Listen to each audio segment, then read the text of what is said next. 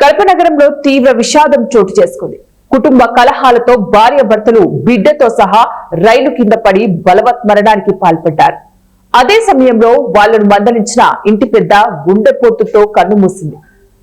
RPF పోలీసులు తెలిపిన వివరాల ప్రకారం ఆదివారం రాత్రి 11 గంటల సమయంలో రైల్వే స్టేషన్ సమీపంలోని 3వ నంబర్ ట్రాక్ పై ఓ కుటుంబం వేగంగా వస్తున్న గూడ్స్ రైలుకు ఎదురుగా నిల్చుని ఆత్మహత్యకు పాల్పడింది. రైలు ఢీకొట్టడంతో మృతదేహాలు చెల్లాచెదురుగా పడ్డాయి. సమాచారం అందుకున్న రైల్వే పోలీసులు సంఘటన స్థలానికి వెళ్లి పరిశీలించారు. మృతుల్లో భర్త, భార్యతో పాటు 7 ఏడాదిన్నర చిన్నారి ఉన్నట్లు గుర్తించారు. మృతదేహాలను రిమ్స్ కు తరలించారు.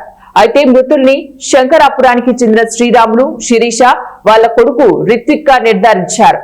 శ్రీరాములు, శిరీష ఏదో విషయంలో గొడవ పడ్డారు.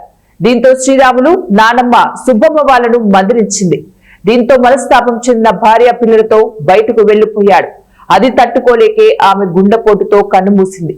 అయితే కాసేపటికే గూడ్స్ రైలు కింద పడి ఆ భార్య భర్తలు బిడ్డతో సహా బలవత్మరణానికి పాల్పడ్డారు.